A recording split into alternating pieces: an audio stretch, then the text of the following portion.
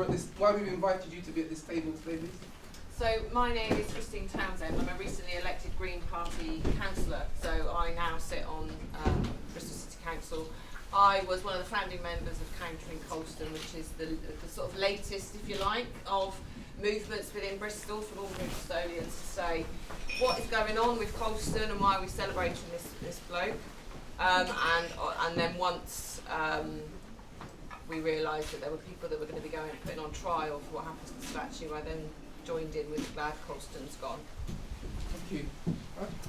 My name's Raj Chada. I'm one of the lawyers that acted for the Colston Four. Represented Rhian.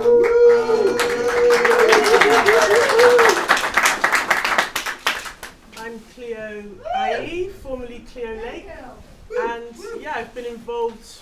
It's intergenerational, so to get to this moment is an important process, an important step on the road to justice for my ancestors and for humanity in general. And yeah, former Green Party Lord Mayor who did what I could whilst I could, and yeah, also thank you to the Green Party for being on board and supporting from the start. And you removed the painting as well. Let's keep it, yes. And You might know that I'm Rhian. And I wouldn't be sat here if it wasn't for the hard work of these people that gave all the legwork and a leg to stand on in that courtroom. So, yeah. Thank you. So we've got max an hour, let's say, or 5:30, I should say, let's say. So I think we just do questions and answers and take it from there. So who wants to go first? If you're from the press, please just say who you're representing. Yeah, Julius Abraham, freelance. What kind of attitude and opposition did you come up against, Cleo, when you removed Colston's painting from your chamber? No, to be honest, I didn't receive any opposition. I was surprised if there was opposition within the council. It wasn't expressed to me. I think they would have known the attitude and what would have come back at them if it had. Yeah, luckily I tend to ignore the the troll and the comments that might come online. So I didn't actually receive any opposition. That's good. Another question? Or anybody wants? Or do we need to invent questions? Create questions? Are you journalists? Do you have questions? Rhian, I'll kick off. It's Martin Beardham from Bristol 24/7. I think we all want to know, how are you feeling right now? I am overwhelmed, a little bit speechless. My heart is still going. I don't think I ever, this moment has felt so out of reach for so long. When we finally got called in, and it was like, oh wow, it's verdict time. I'm just so thankful to everybody that supported us all the way along. Were you expecting a not guilty verdict in your wildest dreams? I always had a good feeling about, I always felt like we could get a not guilty verdict, but obviously you have to stay a bit grounded, and it could have gone either way. I'm just really, really happy that this is where we are today. But the thing is, going into that situation, going into the courtroom, we were already winning. All the good stuff that's already come out of this has already happened. Like it's already inspired so much change in the local area and beyond. So it really didn't matter what happened to us in the court, but we won. So it's the cherry on the cake. And what have you got to say to the jury for acquitting you? Oh, just thank you so much for listening so intently to all of the evidence. It's historic, the fact that David Olusoga basically got to give probably around a 2-hour lecture on slavery and the empire in a court of law. That's incredible. So just thank you to them for listening and coming to this decision. I'm so thankful eternally. Can you believe that someone like David Olusoga was standing there defending you in a court of law? When we first we realised this was going to go to court, me and my partner said to each other, wouldn't it be amazing if we could get David Olusoga in the dock? Good, we did. No, I'm just so thankful to him because he's got such a public platform, and he's used that to help us and be on the right side of history, I think. And Cleo Lake not in the dock, but in the witness box. The dock, yeah, the witness box also. Cleo, what was it like for you giving evidence in the trial? I mean, we're living through history here, aren't we? It was actually quite difficult. I'm a confident public speaker, but it was very personal. You know, this is a major moment in my life and, you know, the life of a struggle that's been going on for generations. So, yeah, it was important to be there and to represent. Of course, I've always supported the so-called Colston 4 and the toppling. But beyond that, I think it was also important as a person of African descent to be able to give my testimony publicly, because that is the way we can edge towards healing. And it's important that that's heard, and it's also an opportunity to educate and inform more people about what we go through as descendants of people who were trafficked and enslaved. Do you think there's anybody else representative of the city who could have appeared at the trial? There's a few people who could have appeared at the trial, but it is what it is, and we've got the verdicts that we want. So, yeah, let this be a signal across the world, as the toppling was. We hope we don't have to come again to topple in such a way, maybe, but people should now wake up and understand this history, understand how important it is, and the steps that need to be taken to reconcile with it. That's been one of the main lessons for me this over this past year and a half, 2 years, is just the importance of history, you know, and knowing where we've been in order to know where to go. Go to Oxford. Roads must fall. Oxford. Yeah. Christine, countering Colston, what's your perspective? You've been fighting this battle for a long time. Well, I mean, we never went after the statue because we would have been just considered to be crazy, the idea of taking that statue down back in 2014. So that was why we went for current religious and educational practices, and how the Society of Merchant Venturers and the Bristol Cathedral were basically telling untruths to children during their rituals in that cathedral. And as a teacher, that was where I came in. I could not sit back and allow the Bishop of Bristol to tell hundreds of school children in my city that it was speculation about how Edward Colston made their money. And I couldn't believe that they had ceremonies where they celebrated this man, the children wore his favourite flower, and they gave out these buns to the kids. Because children might not necessarily listen to old white men in the cathedral, but they do remember they get a cake at the end of stuff, and that's very deliberate on the part of the Society of Merchant Venturers. And it is, for me, because they have been so involved in running private schools, and we know where those that are educated in private schools end up in terms of at the top of the pyramid of power. And it is those myths and that sort of procreation of that cult that has meant there's been such resistance in Bristol, and why the ordinary Bristolians just could not understand why we were so upset with Colston, and there was such denial and pushback for year after year after year. What happened in June 2020, that it caught a zeitgeist. It caught a zeitgeist in Bristol, it caught a zeitgeist in the centre of Bristol, it caught a zeitgeist with our young people, nationally and then globally within the pandemic. And there were, things just, and sometimes that happens in life. It doesn't happen very often, but when it does, it's really important that people take that. And I was ecstatic that our young people now know the truth, because the historians, Dr. Roger Ball in the corner there, and Mark Steeds have done the research that previous historians had not done, because the Society of Merchant Venturers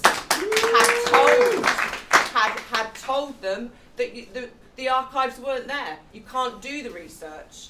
And these were historians that did not take no for an answer and went and sought out the actual historic truth. And now we know how many died.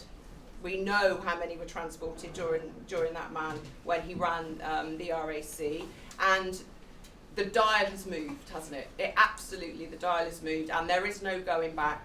And what we see is the merchant venturers trying to create another narrative. Even now, they are trying to create another narrative. They're trying to distance themselves and minimise the involvement of their historic figures in the transatlantic slave trade. And that is what they will continue to do. But we will continue to push against it. And the Society of Merchant Venturers need to get out of our democracy. It came out in court. There was clear evidence that individuals and the organisation tried to interfere with the democratic processes. And as an elected member of the council, that is something that I will be taking up and we will be pushing forward as myself as an individual and the Green Party.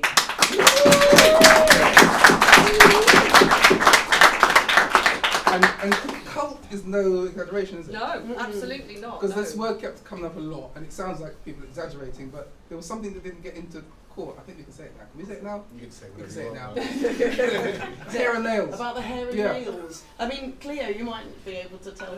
Do you know about that? I mean, that was one of the things I learned in the sort of digging into Colston before the statue came down. Was that apparently they used to, was it the head girl they used to take to see the crypt, and apparently they preserved his hair and nails, and they get them out and display They're in the them. Merchants' Hall. In There the we go, cabinet. Roger. And, Marty Burgess, who sadly has become a member of the Merchant Venturers, proved that when she took a photograph of them a few years ago. And I mean, it's like medieval iconography. It's unbelievable. Yeah. So literally cult. Sick, I would argue. Yes, it's literally a cult Yeah, no, that was created. The word and cult comes from promoted by 1920. the Merchant Venturers. That's how they Yeah. were described. I've just got a question for our learned friend. Who is now I forgot. Good. Raj. Mr. Chada. I'm trying to work out who it is. Raj, what was your strategy in a case like this? I'm sure that there's going to be legal tomes written about this. Give us a brief recap of how you can win a case like this. It was very much about the righteousness of the cause. It was about that these four individuals had done the right thing. And actually the people that had done the wrong thing were the council in keeping this statue up for over 100 years and not doing anything. And we sort of said in court that they were the ones that should have been on trial, not these four individuals. And I think it was very much trying to show the level of distress and how offensive that statue was, and why it was right to be pulled down. And if the democratic process wasn't going to do it through the council, then these four individuals were going to do it. I think there's going to be a lot of people who will not be able to understand this result. There was clearly criminal damage. So how, in your legal view, did they get off? How did they get away with it? That was damage. How did they get away with it? They had a number of defences, but broadly they had a lawful excuse as to why they committed the acts that they did. That excuse included their right to free speech, their right to conscience, and that a conviction would be a disproportionate interference with those rights, and that they were preventing a crime from happening. It was a criminal offence to keep that statue up because it was so offensive. We heard from Cleo, we heard from others about how offensive that statue was. And as I say, it's really beyond belief that it was up for so long. Will this change the law? And will we ever find out, because the jury went out and they couldn't agree, will we ever find out what the percentages were? It was 11 to 1. I think your question about changing the law is interesting. Yeah. What's the implication now? Yeah. Because presumably this is the last question, last trial for criminal damage for a statue. There's new instruments now. What does that mean? This isn't a case that creates a legal precedent. It turns very much on its own facts. And again, we stressed that throughout the course of the trial. This was not about all statues. This was about the Colston statue, about what had been happening in Bristol and the shameful failure to rectify what was happening in Bristol. What I would say is that I hope that courts will take into account that juries should be given the full information, and that direct action can be justified, and that juries should be allowed to come to these decisions. That seems to me to be the key lesson to take away. Was the trial in the public interest? The prosecution was not in the public interest in any shape or form. I'm quite amazed that the CPS rejected our representations and decided to prosecute this case. I think we should all pause this moment of celebration now, but these four individuals have had to go through over a year and a half of quite difficult personal circumstances, not knowing what's going to happen at the end. And for the CPS to launch that sort of investigation, that sort of prosecution, when it's not in the public interest, and there was always a chance that it would result in the acquittals today, I think again questions need to be asked about how public interest was arrived at. You know, what influence did the government play in this? What influence did Priti Patel play? We know she had meetings with Avon and Somerset police about this case. It is not right that a Home Secretary should be involved in ongoing cases. And these cases should be dealt with at a local level and according to the interests of justice for those who know. There is a new law, isn't there? What does that mean? There's a new law that's coming into force, that may come into force if it gets passed in Parliament, which would increase the sentence for those that are convicted of these types of offences. But they have to be convicted first, and this shows that juries are one of our key democratic institutions. You know, that common sense for local people to be able to say what's right and what's wrong. Is this Priyanka, new, sorry, 1 second. Sorry, Priyanka. Unless it was a follow-up question. Yeah. Please, yeah. Is this new law change which you touched on, Raj? Because Priti Patel wants to build some monument to Thatcher, and she knows how that's going to. They want to put her on a 10-foot plinth, you know, Yeah. to stop her from being pulled down. On the road!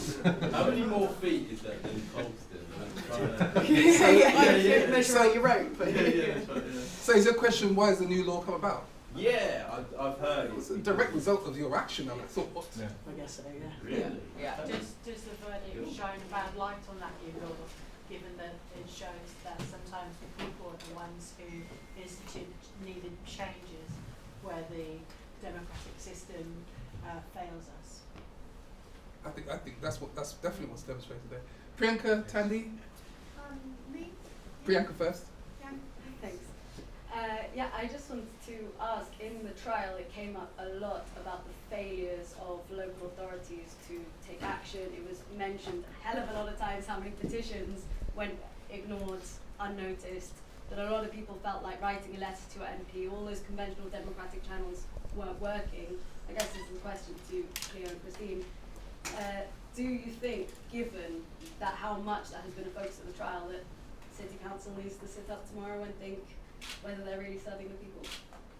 Well, this is why I mentioned the Society of Merchant Venturers. There seems to be, there are unelected members of this organisation that somehow have political power. Now, that's not elected political power, it's backdoor power because they run the water companies, they try to recruit from those who run, you know, the top of the NHS, the top of the kind of education systems, and it's an opaque organisation. We cannot see their minutes, we cannot see their archives or their history. They're involved with running the downs, as we know, and it's the legacy that they kind of inherit themselves from those who made lots of money out of the exploitation of people in the past. And we are, I think, as a country, but also certainly as a city, getting to the point where we're having a reckoning with that. Liverpool had these sorts of organisations and they got rid of them in the 60s and the 70s. Bristol needs to get, you know, if people that are members of the Society of Merchant Venturers want to be involved in the political process of decision making, then they need to stand for election. Yeah. And those of us that are elected in the council, I'll be standing up saying that, and I'm going to be calling out Marvin Rees, and I'm going to be calling out other elected members that have bowed down to the members of the Merchant Venturers. Our first elected mayor was an ex-member of the Merchant Venturers. It says it all. I stood as an independent candidate for mayor in 2016, and there were hustings, and and only the candidates that I was never going to win, only the candidates that were likely to win were invited to these private kind of hustings with who we don't know, and that is not an acceptable way to run a city. The Labour MP, Karen Smith, for South Bristol, has called for this organisation to disband itself, and that is what it needs to do. If they want to sit in their mansion on Clifton and have you know, and drink to Colston, that's up to them. But it is not for them to be involved in our democratic processes, and it is not for them to get involved in processes to kind of maintain what it is that has enabled them to hold power for so long. Yeah. Cleo, anything to add? I think Christine made a lot of good points there, but I think I would like to add that there was a consultation that happened last year for African heritage communities via the Legacy Steering Group. I was the lead consultant and researcher for that, and it comes out with a number of recommendations that need to happen for African heritage communities themselves. It was in relation to this history and what Bristol needs to do next, but it was also about institutions and how they should be held to account. Now, the launch of that report is happening on the 18th of January. That is going to be interesting to see how institutions like the merchant venturers respond to this report, and how it's going to be very difficult for them to get out of their responsibility, if you like. So it's an interesting period. And yeah, of course, we also had, perhaps slightly ironically for some people, we had the reparations motion that was passed by Bristol City Council, brought by myself in collaboration with campaigners. So again, we have a number of obligations there that the council has signed up to. But as we will see, it's important that the pressure is kept on and momentum is sustained, because you cannot just, things cannot just be allowed to be left on a shelf like they were in perhaps 2007, when the council also regretted this history and had a number of steps they were going to do. But until then and now, nothing much substantial has happened. So I hope now, and I'm fairly confident in some of the people I work with, that there is a real desire to make those changes. Thank you. Question? Yeah. Follow up. Another one. This is actually to Raj Chada. One of the things that the prosecution, it seemed, were trying to argue that protest is somehow anti-democratic, and it was a feature of the defence that actually protest is a part of that democracy. Do you think the verdict of this trial has contributed to that framing? It underlines that really important point that our right to protest is a fundamental right that is what makes up a democratic state. A democratic state is not going to vote once every 4 years and then not caring about anything else. Democratic state is people like Rhian, people like Jake, Sage and Milo who have taken it upon themselves and protested and done something absolutely brilliant. The jury's verdict made clear how important these rights are. Thank you. We have a question here and one there. Tony? I'm just interested, and thank you very much, my heart Colston for. I was just wondering how easy it's going to be to take down the rest of the stuff. Do you know when we went into court, what did we see on the walls? When you go into the cathedrals, what do you see on the cathedrals? You know, it's everywhere in Bristol. How are we going to ask to take them down? Who do we ask? Do we do it? Do we even take them down? Do we do it professionally? I mean, I'm going to leave that up Come on, to Rhian, anybody you've got a lot of work to else. do. Yeah, get your ropes Do we out. write a letter, or do we do what the activists do? Go in and take it down? So what do we do with a future of which Colston statue is clearly only one iconic outlier, but which represents something much more institutional, pervasive and completely ubiquitous in a city like Bristol, but also across the UK? How do we move forward after a verdict like this? How do you ask? With such memorialisation? In a correct Anybody? way? Well, I think it was very telling, the portraits you talk about in the Crown Court. It was the first time I've been into the Crown Court that I can remember. And I thought, and I was really startled, really, and shocked. I shouldn't be shocked, we shouldn't be shocked. But that kind of wanting to display that power and that history and still churning it out, and that sort of those stains that are still on the wall, these really old, creepy portraits of people who did such horrific crimes. You know, people like Earl of Dorset and Duke of Portland and all these names. I just couldn't believe they were still there. And I think, you know, we should try to approach the court or whoever else to make it known that they're there, because it seems to be, it seems to be just part of it now, doesn't it, and accepted. But also places like the cathedral. The cathedral is trying to do something, again, off the back of the Project Truth. does want to have a dialogue with African heritage community. Of course, this is something for all of us, really, regardless of our background in Bristol. But it is important to perhaps have some measure with it. I mean, if you wanted to remove the Colston window, that's probably like, you know, several hundred thousands of pounds to do. Is that a priority? Yeah. Or can we live with it? Can we contextualise it, live with it, and use that money for something else that can help with development of something? So these are the questions we need to ask, and I know that at least now, after this, the cathedral and other institutions are at least waking up and having this discussion. Whether they understand the extent to the damage that has been done and needs to be repaired is another matter. Thank you. Question there. Right, thank you for letting me have I just wanted to thank, as a Bristolian, I just wanted to thank the Bristol Four and the elected officers, the lawyers and everybody else who's been working so hard. I didn't even know what was going on because I was living overseas in my home city, and I'm quite ashamed of all these things, but I'm so happy. I feel a bit prouder today. And just like the lady there, I was saying that, and there's still so many other things that have got Colston's name on it, and I really do hope that we can get rid of them. Thank you. It's an honour as someone that's not a Bristolian. I've come from Norfolk, the other side of the country. This is the place that I call home, and I've never felt more at home in a place ever. No. Honorary citizenship, I think. No, I'm not from Bristol either. Before we have your questions, Stephen, I'd just like to introduce Jen Reid, who's an activist and was once a post-Colston statue in your own right. Wow. You're on the plinth. Immortalised on the plinth by Mark Quinn. Do you want to say introduce yourself? Indeed. Hi everyone. I am elated. I cannot stop smiling. Tears came to my eyes. Honestly, I'm just so proud of everyone. It's just such an historic day for Bristol.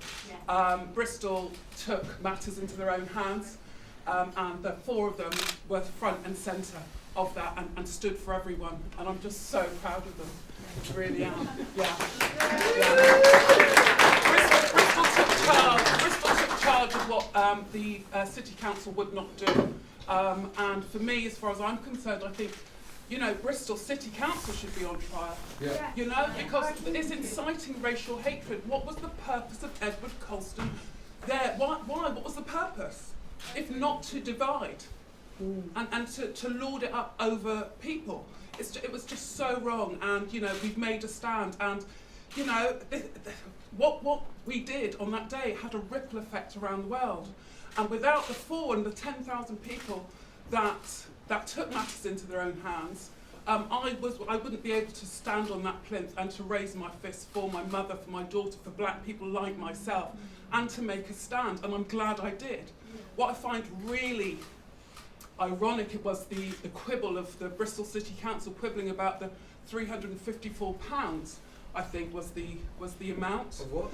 To remove the statue of Surge of Power. However, the amount of money spent on a court case it should never have happened. Yeah. What was the purpose of this? And I'm so glad that these four made a stand, and they made a stand for me, and they made a stand for Bristol. I'm so proud of you all, and thank you. So, have a question there, then one here, then one there. Yeah, I'd like to echo the previous speakers, particularly this lady. I feel proud to be a Bristolian today. I want to think about some of the consequences. I think there's legal consequences. The CPS, that was such a terrible decision. How could it be rightly prosecuted? And the political consequences. I've sat and listened to the trial, and the council have been criticised every day, and there needs to be consequences coming from that. The council need to be held to account for this. I'm interested, particularly the politicians here, I'm interested how you're going to do that. Cleo, Christine, you're a serving councillor. Yeah, as a serving councillor, I know that the rest of the Green Party councillors are now behind this. So I will be raising this, and I will be putting statements in. I'm going to be speaking. I'm going to try and invite the full defendant or those that were found innocent to come into the council. But it will be said. These things will be said publicly, and I think one of the first things we start with is the merchants' venturers' involvement in the Downs Act. Because there is an Act of Parliament from the 19th century that allows 6 of their members to be involved in running the Downs, and I think that is an area that they just need to give it up, basically. They just need to give it up and get out, because we also saw them using public money to take on other members of the public over an issue around the zoo, and where the zoo can allow people to park their cars. It's the lack of transparency that is really frustrating, but we do need to take time to think about it, Steve, and there's a number of us that kind of can think about that, but we do need to be challenging the Mayor, we need to be challenging the Labour Party, the Liberal Democrats and the Tories, because it's those three parties that have enabled the Society of Adventurers to stay in the position that they are. They're the ones that have been toffing their cap. The Green Party haven't been doing it. We haven't been around long enough, basically. And now that I'm elected in the Green Party, I'm not going to let them, because and once you start to tip your cap to the merchant venturers, you become part of it, and you're condoning the fact that these unelected people that happen to be invited into this organisation then become part of the democratic process somehow in the background and make decisions for the city. So yes, I think that, so watch this space, I think is what I'm saying, but I'm absolutely determined to take it on, yeah. It's down to money. Political consequences for the political consequences for the council, should there be any as a result of what come up in this? You, Theo, as a result of what's come up. Yeah, and you, Rhian, if you've got a comment on it. Well, good question from Steve Clark, who I was a Green councillor alongside. This is terrible. It's like the Green Party caucus. Champion of the cause Green from Party day Colston one. caucus. Is that what it is? I think what comes to mind is the element of convention, something I learned a lot about whilst being Lord Mayor, or how to ignore convention. And a lot of these things are just in place because they always have been, and people exude a certain privilege, and people don't tend to want to challenge it until you get people like us. Yes. So I think, yeah, of course there needs to be a lot of questions asked, not discussion, not talk, but a holding to account and a learning. That's the important thing for the City Council, a learning, and they need to humble themselves and take this on. But also other mechanisms within the council, like the Legacy Steering Group. That's also a forum where this needs to be talked about and discussed. It can't just be, oh yeah, okay, and brushed aside, which quite often happens. Did you have anything? Okay, thank you. Question? Yeah, hi. Just first of all, I'm from Bauer. We've got radio stations here and all over the UK. I'm just thinking, this result today has already been referred to as an historic moment many times over. But how confident are all of you really that this can have real significance going forward over many years and not just be a moment? Me personally, for me personally myself, you know, ever since the day that 10,000 people, including the full defendants that stood for the 10,000, who should never have been charged anyway, I, you know, obviously took the stand on the plinth, and I have been visiting schools, universities, different companies, and just highlighting who Edward Colston was, why I took them to the plinth and raised my fist. You know, and I'm so surprised at the amount of people who have no idea who Edward Colston was and what he stood for. So, you know, this is something that myself, along with Cargo Classroom, will go forward and just educate people around that and just keep that conversation going, because, you know, this is an historic moment. This isn't going anywhere anytime quickly, and, you know, all of us will monopolise on that, and everybody here should carry this forward and tell that story. You know, history is now being told in its full context, which is what scares people. And we are all here to tell that story in its full context. And if that scares people, then they need to ask themselves why they feel scared about that. Raj, Rhian? This was my point, in that we were already winning going in there, because it's already happened. The ball's already rolling. You look, Barbados have just left the Commonwealth and have changed their head of state and become a republic, and they took down, in response to the toppling here, they took down a statue of Nelson. So it very much feels like this movement, you know, I don't think it's just to do with the statue, but that definitely reverberated across the world, and now they have their independence. And that's just one example of the many changes that have happened. I think the last time I checked, there was 33 Confederate statues that were taken down in America. There's just this, I think it's just sparked this fire in people. It's like, no, we get to say what is right and who we venerate, and, you know, it's just time for change. That's what happened that day. It was just the energy was there.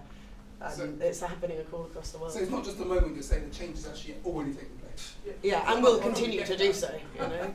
Yeah, and for so many young people to have been involved as well, and a lot of young people understanding and being able to connect the history to the present situation of, you know, racism and all these ills that we have is important. But I also think that, you know, on a side point, it's about righteousness and what needs to be done and what needs to happen. And sometimes the letter of the law isn't, we're under this system or this belief that X, Y, and Z is X, Y, and Z, and we're kind of pigeoned there. But actually, if you think about it, it was law that enslaved my ancestors. It was the law that enslaved people. Was that right? No, it wasn't, but it was still the law. So these are these more complex questions that we need to look at as well. And, you know, when people said, oh, well, how it was taken down, this, that, and the other, I think, well, it made me think of, and we've just had, you know, the Haitian Revolution anniversary that comes up every year. And if it wasn't for how people fought from day one from being enslaved, then we would have been enslaved longer. Yeah. So abolition only came about because of the uprising. So there's a message there as well. Alex, I think, Tess, then Jules. Thank you again. I have a suggestion that what Bristol needs, what England needs, what the world needs is a 3-day festival of black and ethnic minority diversity culture in Bristol, and it should be where the statue was, in that part of Bristol. The council, after 400 years of slavery, I think 1 weekend a year is not too much to ask. We start on Friday, we finish nice and early on Sunday, and we celebrate, and I think it should probably be that weekend in May, around that date. I would like to, you know, like you to mull that idea over. 3-day festival of black culture in Bristol. And Jen, is there any possibility that we could make a second version of your? Well, there might be. There might be one there out there already. Who knows? Because I went to the M shed the other day, and they're moving in the right direction a little bit. You know, I have to stop you there because, as far as I'm concerned, Edward Colston was almost like he was lying in states. And also serious lack that of money could have been best spent on commemorating the enslaved. And yet again, Bristol City Council has failed again because what they came up with was a plaque many years ago that they were giving lots of money for, and what they came up with was a tiny plaque. And if you're short-sighted, you would have missed it. One thing that might address that slightly is your statue standing there above it, because it's missing. If your statue is so much part of the story and it's missing. Really is. So is there any chance we can have your statue standing there? All right, so I think you should speak with Mark Pidd. But a funny thing is that not a lot of people know is that my birthday is actually on the same day as Edward Colston's. Yeah. Really yeah. I nearly fell off of my chair when I realised. Poetry. No, it's a nice idea. It's a nice idea, the festival, but we should also note what's happened to the St Paul's Carnival when we take that on board. And you know, we can't be as we want to be. About it in the future. Yeah, definitely. And there are other initiatives. Honolly, who used to be a representative singer, she's got something called Hope Immersive, where she's actually framing African ancestors as founders of the city. And I think that's an incredible way of thinking about us as a community. And there are also initiatives to do a dance for Bristol, to bring in this history, to bring in this present moment. That's something for everyone to get involved with, and maybe we'll perform it on that date. So there are things that happen. Was that the 7th of June? Yeah. Should the 7th of June be made a national holiday? Yeah. How do you arrange it, Raj? I'll get on right on. I think Tess, Jules, and then... Apparently there's... Sorry. Oh, sorry. Tess? At the meeting about the tasering of the race relations officer, Raj Chada, Marvin Reid spoke to white activists who had also been subject to police violence, who were at the meeting trying to support, and he said, this isn't for you to sort of speak in this meeting, this is for the black community. Could you reflect on whether this shared action has increased unity and a common cause in Bristol? Good question. Well, me personally, myself, that Marvin Reid was the same man who, at the very beginning, when the surge of power went up, I'm sure that his words were a white man coming to Bristol and putting a statue on a plinth. Now, Banksy, Bristol's own lovely son that everybody celebrates, and what does he do? You know, sometimes I find it really divisive. I think, you know, it's all about allyship, it's standing together. And these are the things that people do and say to divide. You know, and it's about coming together. Like I say, if somebody wants to support me, I don't care what colour they are, if they want to walk next to me and walk by my side, then that's what's going to happen. And I think we all have to start listening out and being more aware of the words and things that people say, because it boils down to being divisive, and that is where we have to make a stand. I do not regret anything I do. I'll do the same again with the same person, do exactly the same thing. I'm surprised at the comment that the mayor allegedly said for that meeting, given that he's so vocal about the need to consider white working class, and as a reason why he hadn't done certain things. So, yeah. I like the way you use allegedly in there. Well trained over the last couple of weeks. I'm not using allegedly, everyone. I like that. It's smart. She's learned from but something I do really think right. there should be a way of bringing us together. Yeah. Has it helped? And I think it has helped. There's definitely going to be people out there as well who knew nothing about this or weren't that interested, etc. And you know, like Jen said, have been educated now, and further with things like cargo classroom and the cargo movement, going into all schools. Regardless of your background, it's important that people learn this. So yeah, I do think it's something positive. And again, when we look at all the young people or people generally who were there on the actual protest, it was very mixed and very, you know, diverse. So I think we should be encouraged by that and continue to stand in solidarity. Yeah. When we're talking about reparations as African descendants, etc., you can't just stand to this point and then not stand with us for the rest of the way of the journey, because we still have a journey to go, and we all still have a journey to go. So I think one of the other issues, actually, if I may be allowed, is there's a bit of a question about nuance, and as you said, Cleo, about understanding the complexities of things. It's like Roger pointing out the 17th century bust of a male in the corner, and our instant reaction, oh, Colston!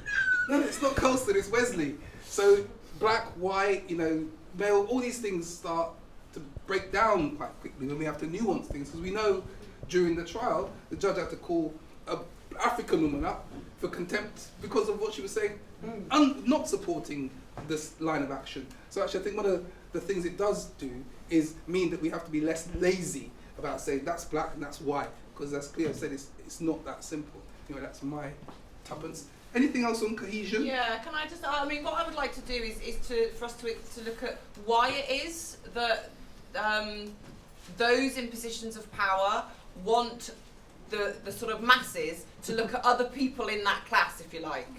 Because the minute we start looking up, that's what brings us together. And what we saw on that day in June was our young people in our city coming together and looking up.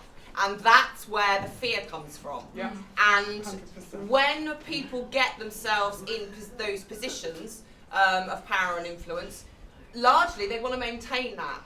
And in order to maintain that, what you do is you emanate those that have had that power and influence for a long period of time. Now, I'm not criticising necessarily anyone that does that, but what I do think it really highlights is a lack of self-awareness and a lack of an understanding of how a system, just because you become part of it and you might not have white skin, doesn't mean you're changing that system. It just means that you've got a different coloured skin in a different position. Because it's the system itself that puts other people down, and the system wants you. Look at those group of people over there. Look at them. Look at the migrants coming across the channel, because they're the enemies. They're the ones that are taking the resources from you, rather than actually all of us are being oppressed to varying different degrees, because it's the system maintained by those that hold the power and the influence, and it's in their interests for us to fight each other. And I think it's really important that particularly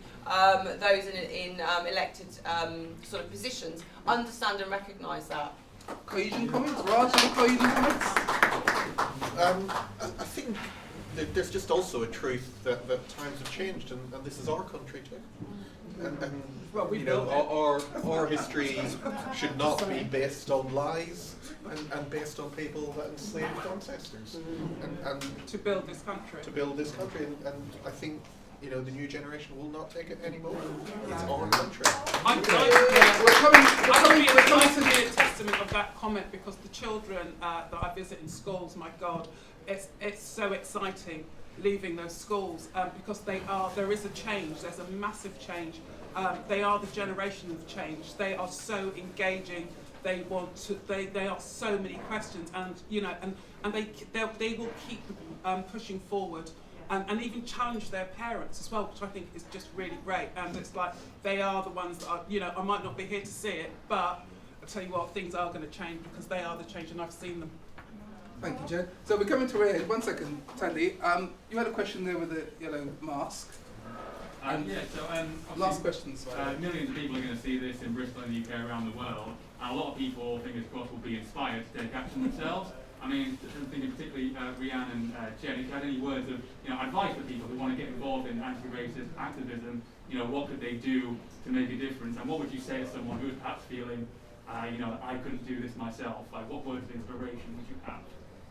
Well, I think it's important to remember that at the point that I decided to, help pull the statue down, that was a very particular point in time, and I don't think that could be recreated, with the COVID and having no work and this particular sort of intense galvanising of information and empathy where it just hadn't really been that visceral before. But you can engage at whatever level that you're capable at, you can take agency over your space, and what do you feel like you can improve upon? Can you contact councillors about issues that you feel are important? Can you attend rallies? There's all sorts of things that you can do, and I don't think any effort is too small. It's about using your voice, and using your voice to elevate the voices of the unheard, because there are so many.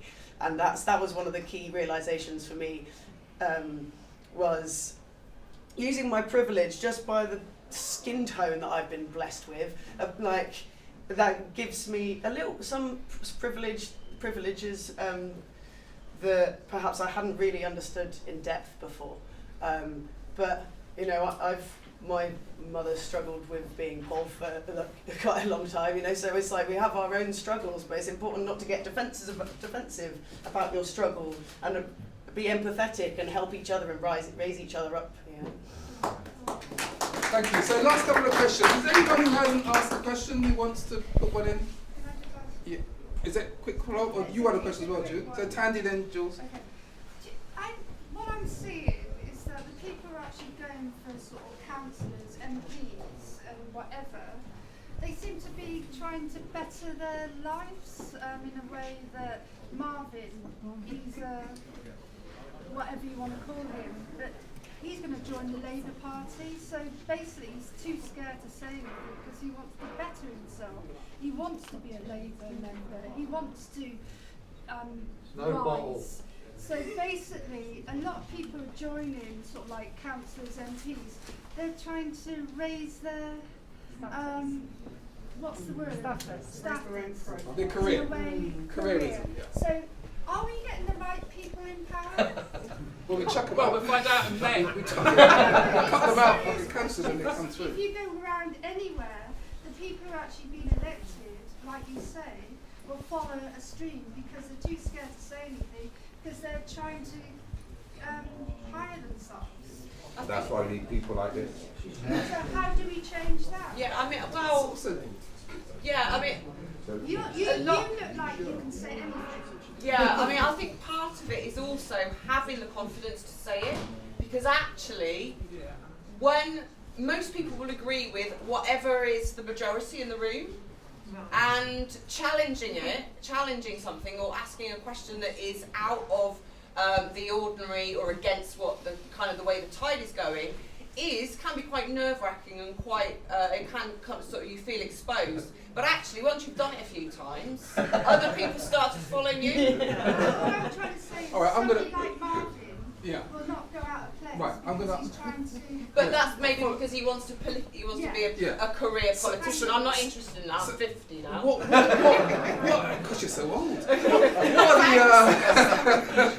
are the, I'm 51. It's okay. What are the just to ask a difficult question and following Christine's line here?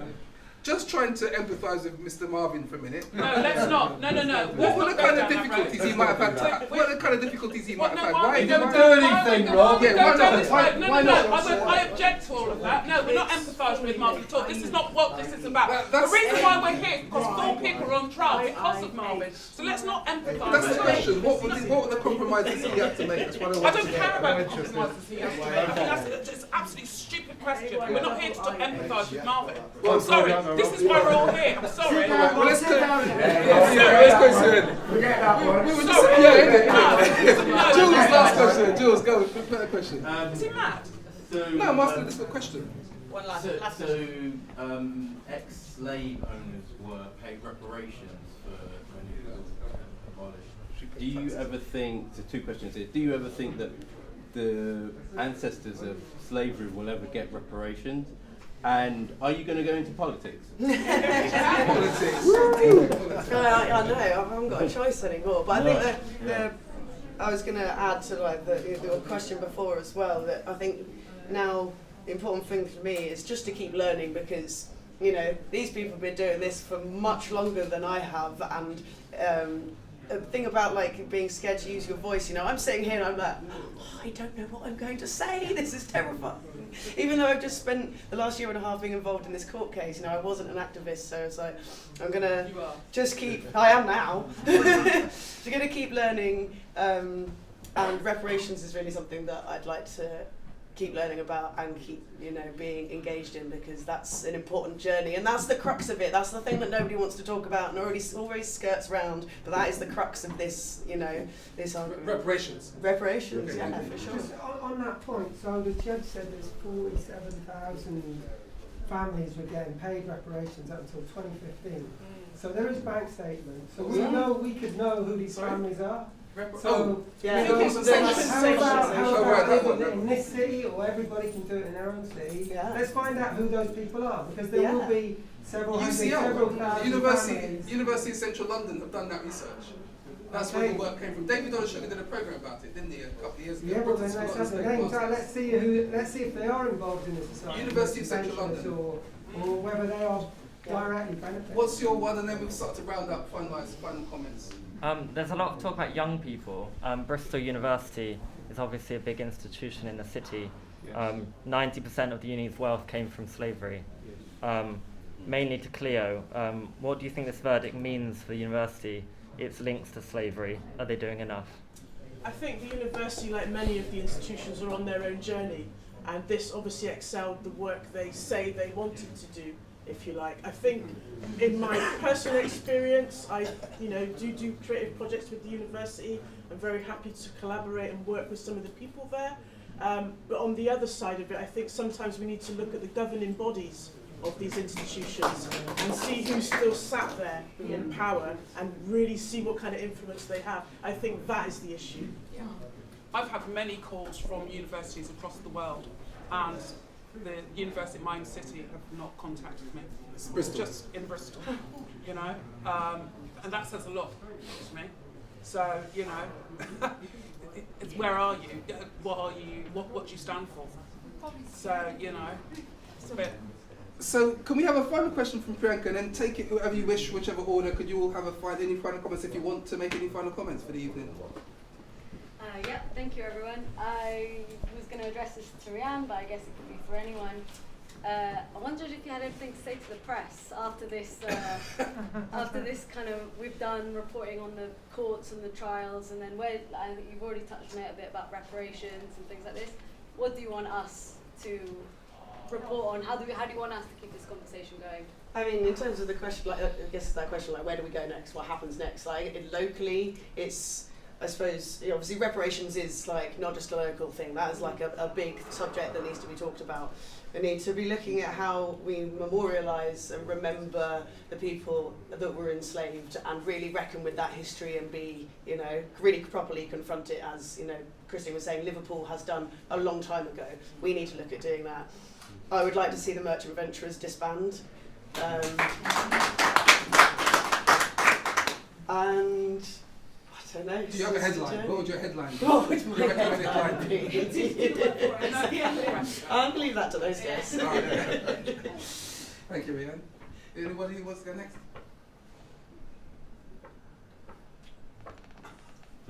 Go Raj. Go Raj. The question was: what's your key messages, effectively, to the press tomorrow, isn't it? Now you don't. Now you're outside of sub judice risks, or etc.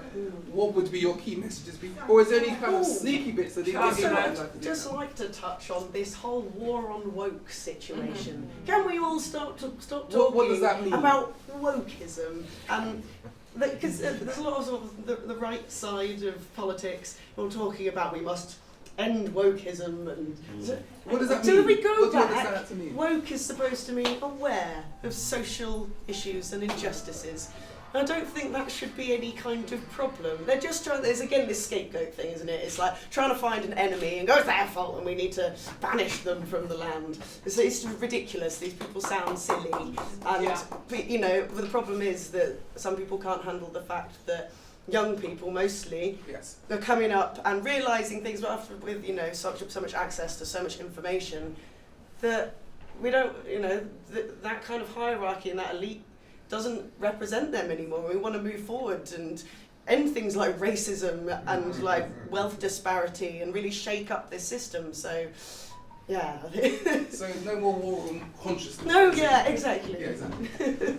Key messages for tomorrow, then. Anybody? For the press. Key messages for the press. Bristol won. Bristol nil.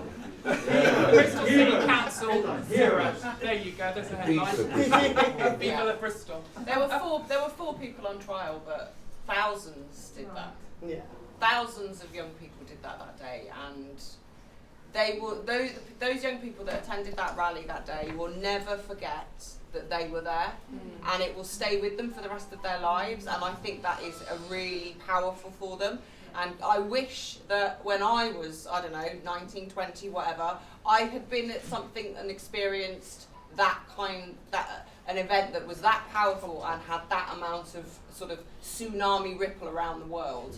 And I hope that they realise what they were part of, and probably it will take them many years to really fully reflect on that and recognise that. But they will never forget that they were there, and I think that's massively powerful. Thank you. I think for me, I think what cannot be lost in all of this as to why we were there on the 7th of June and why 10,000 people marched in Bristol, and that is George Floyd, and that must never be forgotten. It's really important. That's why, you know, obviously what happened, but we were all there and we were all marching for the injustices. And George Floyd and many other black men and women being killed at the hands of the police for being black. And that must stay at the forefront. Disconnect, absolutely. Cleo, Raj? Headlines not guilty. And the legacy of slavery should never, ever be celebrated. That's right. If you don't take action, that is not acceptable either. So, democratic institutions, you better start responding. Thank you very much. And of course, which the Crown Court is one of such democratic institutions indeed. Cleo? I don't know about a headline, because I'll probably save that for my own blog post. I think, you know, obviously, yeah, congratulations and thank you to the so-called Colston 4. Glad Colston's statue is gone. There's obviously so many other things that need to go, need to change. And also I would say stop the maangamizi, which means stop the harm that is still happening to people of African descent. There is Afrophobia. A lot of people now include up about Islamophobia, but there is also Afrophobia. These are the things that people need to understand and pledge to do something about day to day. So still a way to go, but we've reached a very, very good point, and I'm very confident in the way forward. Thank you. Well, I'd like to also thank David and all the people at the Wesley Chapel who've actually stayed after their hours for us to be here this evening. So a big round of applause for them. Thank you all very much for your questions. I thought, Martin, it was just going to be all about you, but it wasn't. So thank you all very much for all the other questions very much and for your time. I bet you've never heard so much applause in a press conference, have you, before? And Roger and everyone put it, but most of all, thank you very much, Jen Reid. Thanks.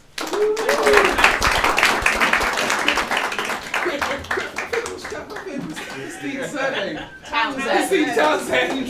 Raj Chada, Cleo Lake, and Rhian Graham. Sorry.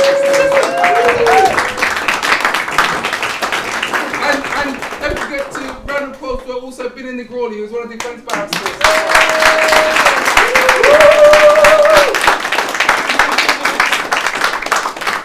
Thank you all very much. Have fun.